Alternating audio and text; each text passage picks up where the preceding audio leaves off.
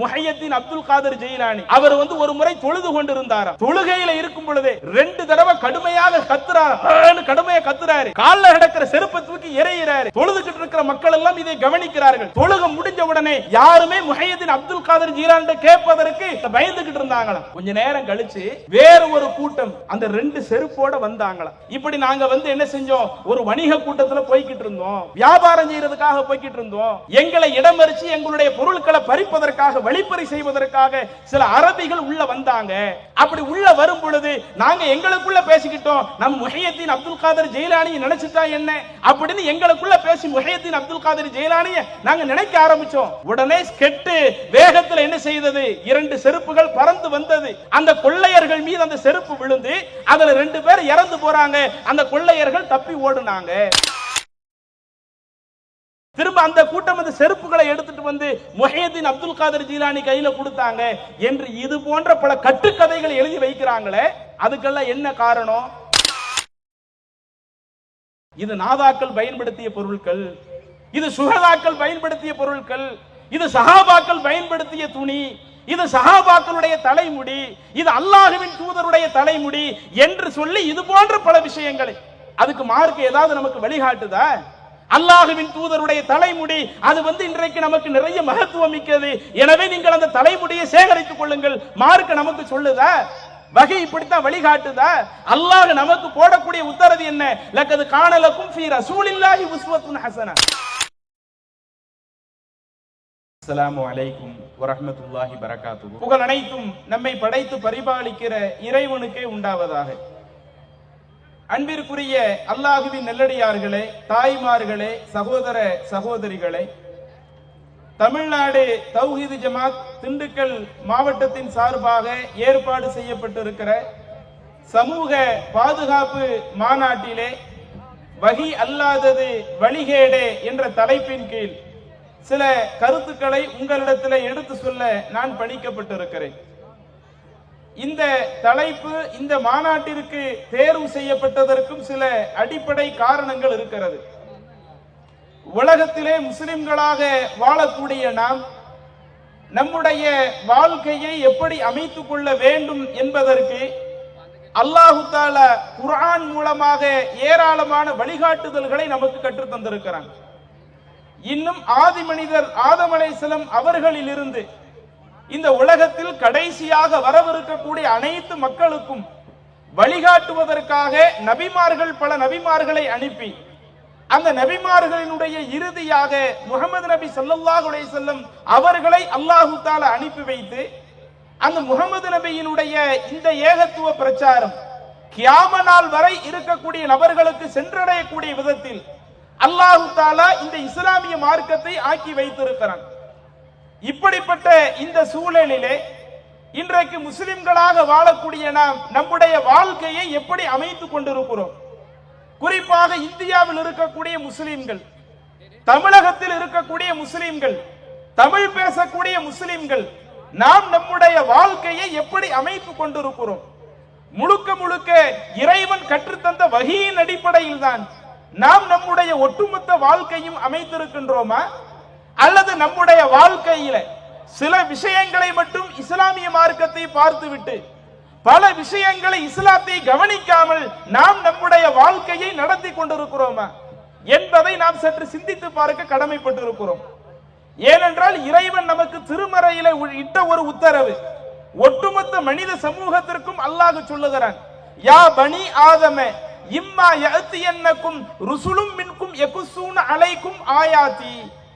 ஆதமுடைய மக்களே, ஒட்டுமொத்த மனிதர்களை பார்த்து அல்லாஹ் பேசுகிறான், ஆதமுடைய மக்களே, உங்களிலிருந்து என்னுடைய வசனங்களை எடுத்து சொல்லக்கூடிய தூதர்கள் உங்களிடத்திலே தெளிவாக எடுத்து சொன்ன பொழுது ஃபமனித்தகா, யார் அதிலே இறையச்சத்தோடு நடந்து கொள்கிறார்களோ, வஅஸ்லஹ, தன்னுடைய வாழ்க்கையையும் சீர்திருத்திக் கொள்கிறார்களோ, ஃபலா கௌஃபுன் அலைஹிம் வலா ஹும் யஹ்ஸனூன், அவர்களுக்கு எந்த பயமும் கிடையாது, அவர்கள் எதற்கும் கவலைப்படவும் மாட்டார்கள் என்று அல்லாஹு தஆலா தன்னுடைய திருமறையில் குறிப்பிடுகிறார்.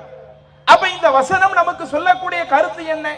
இன்றைக்கு முஸ்லிம்களாக வாழக்கூடிய நாம், இல்ல நான் தௌஹீது ஜமாத்துக்காரன், இல்ல நான் சுன்னத்துல் ஜமாத்தை பின்பற்றக்கூடியவர்கள், அல்லது நாங்க ஒரு குறிப்பிட்ட ஒரு தத்துவத்தை பின்பற்றக்கூடியவர்கள் என்று சொல்லக்கூடிய யாராக இருக்கட்டும், ஒட்டுமொத்த மனிதர்களை அழைத்து சொல்லுகிறான், நான் என்ன செய்திருக்கிறேன், உங்களிலிருந்தே சில தூதர்களை உங்களுக்கு அனுப்பி வைத்திருக்கிறேன். அந்த இறை தூதர் என்னுடைய வசனங்களை, நான் சொன்ன சட்டதிட்டங்களை உங்களுக்கு எடுத்தும் சொல்லி இருக்கிறார்கள்.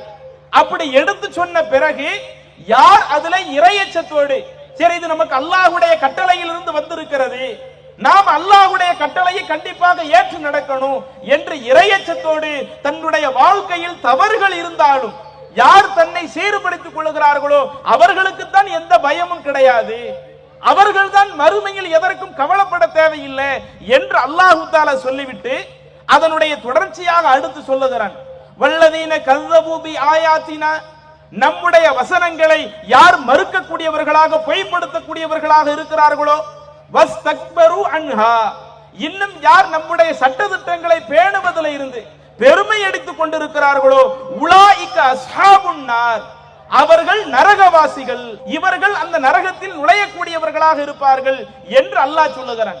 அப்ப இந்த வசனத்தை நீங்கள் எடுத்து பார்த்தால் நமக்கு நபிமார்கள் வருவார்கள், அல்லாஹ்வுடைய பிரச்சாரத்தை எடுத்து சொல்லுவார்கள். அப்படி அந்த நபிமார்களுடைய பிரச்சாரம் நமக்கு கிடைத்து விட்டால் நாம் இறையச்சத்தோடு அந்த விஷயத்தை அணுக வேண்டும். நம்முடைய வாழ்க்கையில் தவறுகள் இருந்தாலும் அதை திருத்திக் கொள்ள வேண்டும். இந்த பண்பு யாரிடத்தில் இல்லையோ, யார் அல்லாஹ்வுடைய வசனங்களை மறுக்கக்கூடிய விதமாக நடந்து கொள்ளுகிறார்களோ, அல்லது அல்லாஹ்வுடைய சட்டதிட்டம் எடுத்து சொல்லப்படும் பொழுது அதுல இருந்து யார் பெருமை அடிக்கக்கூடியவர்களாக இருக்கிறார்களோ அவர்களுடைய மறுமை நிலை, அவர்கள் நரகவாசியாக இருப்பார்கள், அந்த நரகத்தில் நுழையக்கூடியவர்களாக இருப்பார்கள் என்கிற ஒரு தத்துவத்தை அல்லாஹ் சொல்லி காட்டுகிறானே.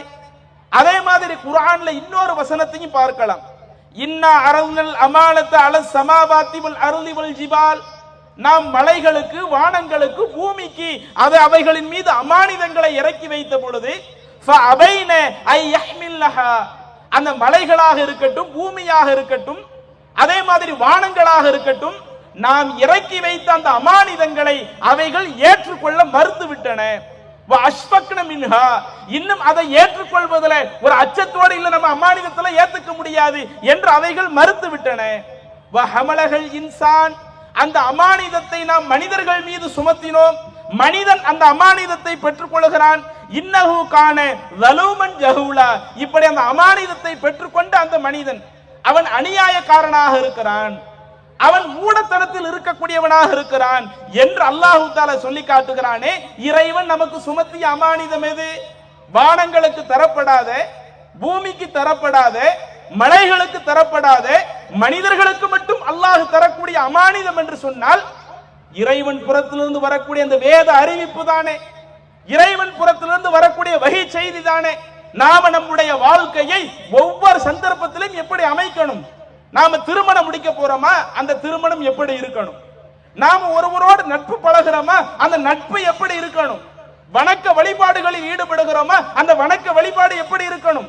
இப்படி நம்மளுடைய வாழ்க்கையினுடைய ஒட்டுமொத்தத்தையும் அல்லாஹ் நமக்கு வழிகாட்டி இருக்கும் பொழுது யார் அந்த அமானிதத்தின் அடிப்படையில் சரியாக நடக்கவில்லையோ, அப்படி நடக்காத நபர்களை பற்றி அல்லாஹ் சொல்லுகிற பொழுது இவ்வளவு அமானிதங்களை பெறக்கூடிய மனிதன் அவன் ஒரு அறிவீனியாக அவன் இருந்து கொண்டிருக்கிறானே, அவன் அநியாயம் செய்யக்கூடியவனாக இருக்கிறானே, நாம சொன்ன அடிப்படையில் அவனுடைய வாழ்க்கையை நடத்தாதவனாக இருக்கிறானே என்று அல்லாஹ் சொல்லிவிட்டு அதற்கு அடுத்த வசனத்திலே சொல்லுகிறான், லியுஅஸிபுல்லாஹுல் முனாஃபிகீன வல் முனாஃபிகாத். இப்படி அல்லாஹ்விடமிருந்து அமானிதத்தை பெற்று யார் அதுல நயவஞ்சகத்தனத்தோடு நடக்கிறாங்களோ, அல்லாஹ் சொன்ன சட்டத்தை முறையாக கடைபிடிக்காமல் நயவஞ்சகத்தோடு நடக்கக்கூடிய அந்த ஆண்களையும் பெண்களையும், வல் முஷ்ரிகீன வல் முஷ்ரிகாத், இறைவனுக்கு இணை கற்பிக்கக்கூடிய ஆண்கள் பெண்களை தண்டிப்பதற்கு தான் அல்லாஹ் தஆலா இப்படி செய்திருக்கிறான் என்று அல்லாஹ் தன்னுடைய திருமறையில் சொல்லுகிறான். அப்ப இன்னும் இது போன்ற அந்த வசனங்களை எடுத்து பார்த்தால் ஏராளம் நாம சொல்லிக்கொண்டே இருக்கலாம். நம்முடைய வாழ்க்கையை சீர்படுத்துவதற்காக ஒவ்வொரு நபிமார்களுக்கும் அல்லாஹ் தஆலா தூது செய்தியை கொடுத்ததை போல முகமது நபிக்கும் வகை செய்தியை கொடுத்து அந்த வகையை கடைசி காலம் வரை வரக்கூடிய மக்களுக்கு சென்றடையக்கூடிய விதமாக அல்லாஹ் தஆலா ஆக்கி வைத்து நாம் அந்த வகை செய்திக்கு உட்பட்டு தான் நடக்க வேண்டும் என்கிற தத்துவத்தை வலியுறுத்தக்கூடிய பல்வேறு வசனங்கள் இருக்கிறது. ஆனால் இன்றைக்கு நம்முடைய நிலை என்ன? நாம நமக்கு சொல்லப்பட்ட அத்துணை வகை செய்திகளையும் முறையாக கடைபிடிக்கின்றோமா?